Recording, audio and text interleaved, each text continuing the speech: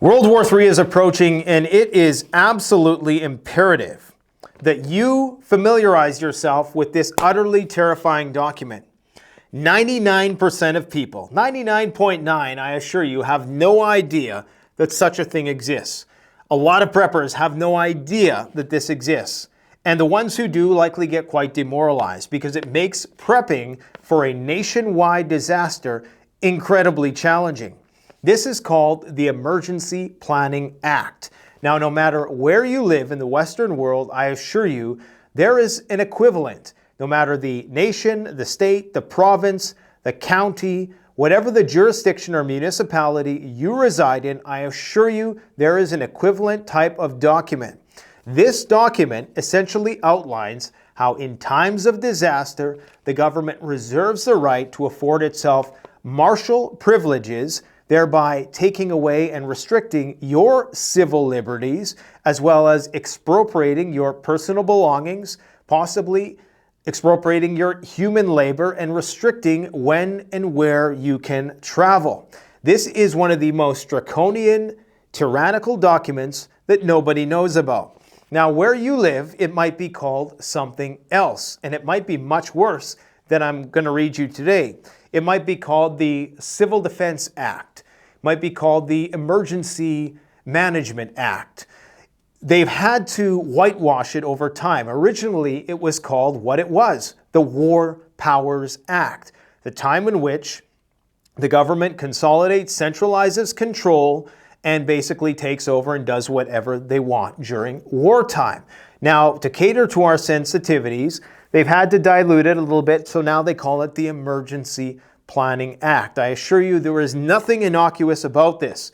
We also need to talk about the digital hygiene component of this, because in the run-up to the proverbial crap hitting the fan, it is imperative that you mind your privacy and your secrecy. It is one of the most valuable things this day and age.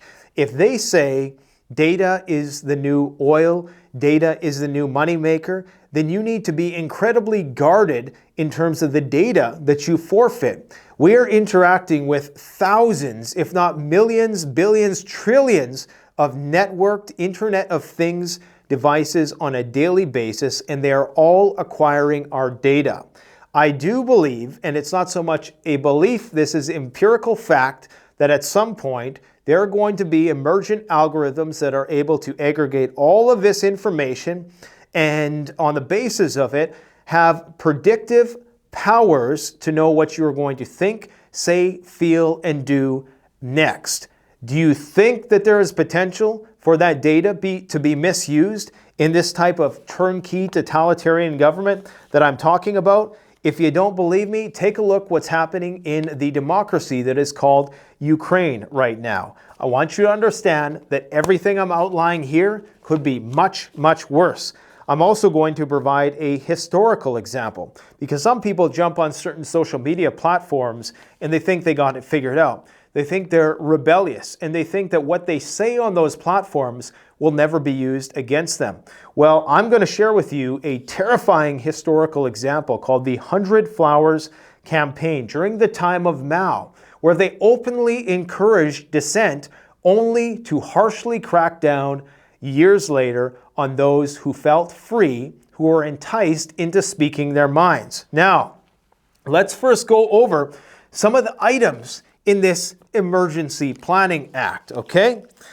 When the Lieutenant Governor and Council is satisfied that an emergency, and they'll be called something different wherever you live, the governor or whatever, may exist in all or part of Saskatchewan, that's my province, and I'm not harping on my province, it's going to be the same wherever you go. The Lieutenant Governor and Council by order may make an emergency declaration relating to all or any part of the province. Powers of the Minister during times of emergency. On the making of an emergency declaration or a renewal of an emergency declaration, and during the emergency period, the Minister may put into operation any emergency plan or program that the Minister considers appropriate. And I forgot to mention that this was actually active throughout the duration of the pandemic in most Canadian provinces, including in early 2022 when the truckers did their thing. Authorize or require a local authority to put into effect any emergency plan for that municipality. Now here's where it gets interesting. Acquire or utilize any real or personal property that the minister considers necessary to prevent, combat, or alleviate the effects of an emergency. We're living in a day and age where the gray man is so incredibly important. This video is going to be a classic example of do as I say, not what I do. My cover is already blown. This is my gift to you. If you have anonymity, if you have secrecy and privacy with respect to your preparedness efforts, and they're on a large enough scale that they might be of interest to your local government, you better keep that shit secret because we're approaching crunch time. Authorize any qualified person to render aid of a type that the person is qualified to provide. That means if you have a skill set which is deemed essential, the government is going to conscript you. This is called conscription. It's also called a military draft, but not everyone who gets drafted is necessarily fighting on the front lines. Control or prohibit travel to or from any area of the province. We've seen this happen during the wildfire season last year. People were prohibited from going into their communities in spite of the fact that the communities hadn't burned down yet or hadn't fully burned down. In order to go and procure their belongings, they weren't allowed to do that. This led to a massive uproar on social media. Cause the evacuation of persons and the removal of persons or livestock and personal property from any area of Saskatchewan. Basically, they can uproot your life, tell you to get the hell out. We're turning this into a military base or a nuclear base, whatever the hell. Authorize the entry into any building or any land without warrant by any person in the course of implementing an emergency plan. You see what I mean? When most people have no idea what this is about. And this is something which is usually enacted subtly. This was from 2020 all the way into 2022. This was enacted. Fortunately, they never turned the knife as much as they could, but they could have. Procure or fix prices of food, clothing, fuel, equipment, medical supplies, or other essential supplies, and use any property, services, resources, or equipment with any part of Saskatchewan during the emergency period. Farmers, if you got heavy equipment, if you have any tools, any provisions, the government can expropriate it. Conscript persons needed to meet an emergency. Again, it doesn't matter what your skill set is, even if it's just hauling bodies and digging graves, you will be conscripted.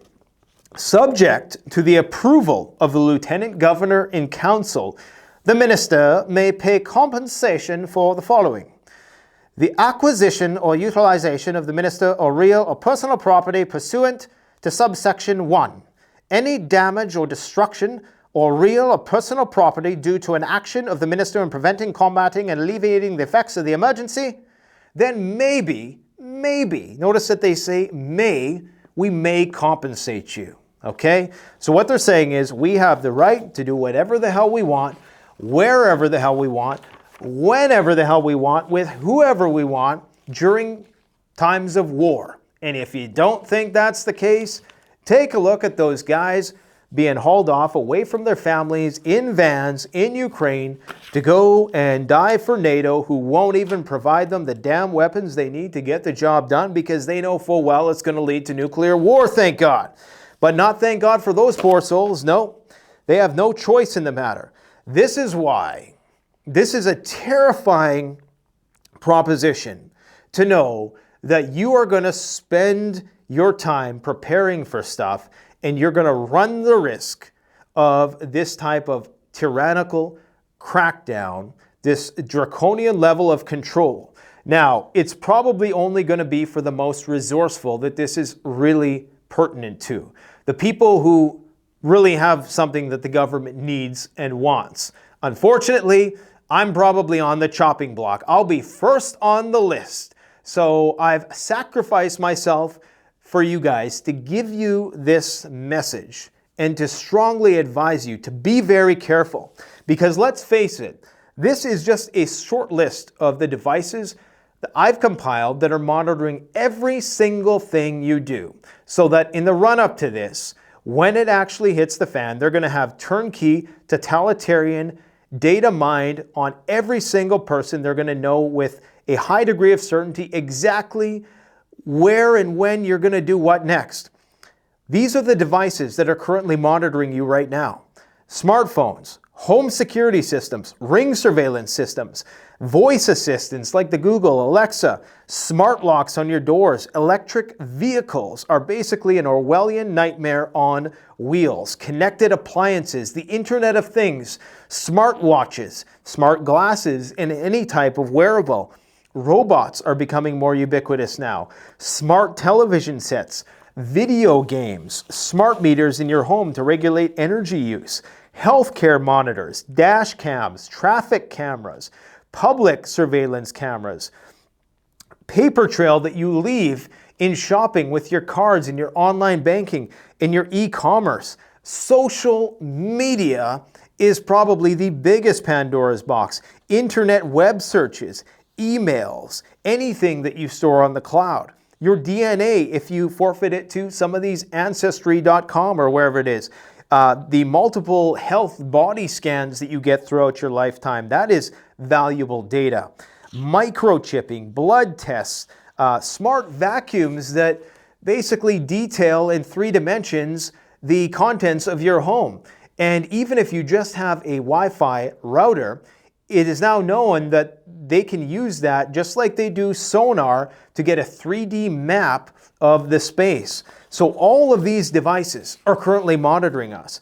And there's some people with the audacity to believe that a multi-billion-dollar platform whose purpose is to make money, I'm talking about X or Twitter, actually is some sort of platform for a dissident voice and the last bastion of free speech online. I assure you that it's all a honey trap. Eventually, even if Elon is well-meaning at this point in time, which I actually think he is, that technology will be utilized against people in the long run. The government will reserve the right during times of war to acquire the data that they need off of whatever server they want, and they're going to have the artificial intelligence algorithms that are evolved by that time in order to sift through all the data. That is the biggest challenge. Now imagine all of these devices that I just listed off.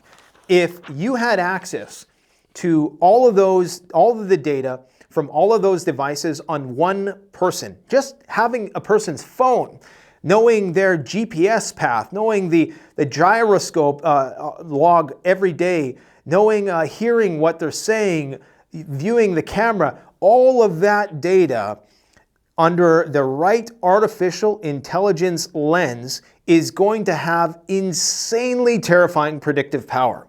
It is going to know when you're going to cough next. I mean, it's going to be that accurate. And you know, in that video or that movie, Don't Look Up, where they have the technology in the future where they're able to predict how you're going to die with a very high degree of certainty, that's somewhat hyperbolic, but that's what I'm getting at here. That is the power we afford them.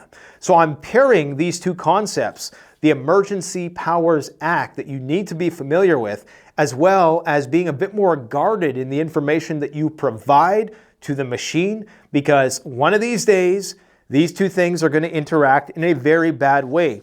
Case in point, the 100 Flowers campaign. The 100 Flowers campaign occurred in China from 1956 to 1957. Don't think it can't happen here. The CCP, and irrespective of political paradigm, this can happen in a right-wing dictatorship as much as it can a left-wing.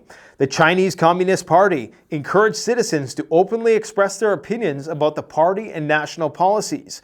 Mao Zedong's famous quote, "100 flowers to bloom," symbolized the campaign's goal of promoting a diverse set of views and solutions. Speak your mind. Come on this platform. You are free to say whatever you want and feel really free to just let us know what you really think.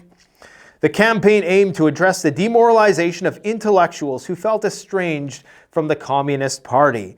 After the initial liberalization phase, there was a crackdown from 1957 to 1959 known as the anti-rightist campaign. Insert anti-leftist, anti-rightist, it makes no difference. Power corrupts absolutely, and it's irrespective of any end of the political paradigm.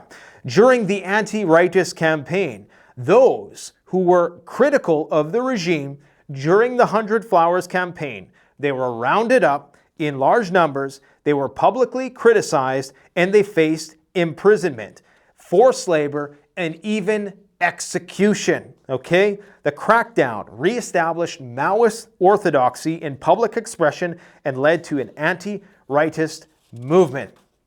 Now, guys, the most important thing you can do this day and age is be a moving target. Strategic ambiguity. That is one of the most popular flavors of the month in terms of foreign policy. That's where you don't say whether you support something or you're against it. You keep your opponents guessing. This is why I try to be moderate on this channel, and I try to be a bit more guarded with my views, because I know it's a trap. Okay, I know that at some point in time, everything that we do and say on here can and will be used against us if it is deemed unsanitary by the state. So I would strongly encourage you to get to know the Emergency Powers Act within your locale. Understand it. How does it pertain to you? I'm not saying that these things are not necessary to a certain extent, but you must be aware of it. You must know that the government is going to have a certain amount of powers, and you have to know your rights as well, because chances are it's not going to be full-blown Mad Max all the way through. There is still going to be some measure of a legal system that remains that you are going to have to navigate, and it's going to royally suck. I hope you found this video somewhat interesting. If you want more information about the particular document I'm referencing, you can go and check it out in the description below. Thanks for watching. Canadian Prepper out.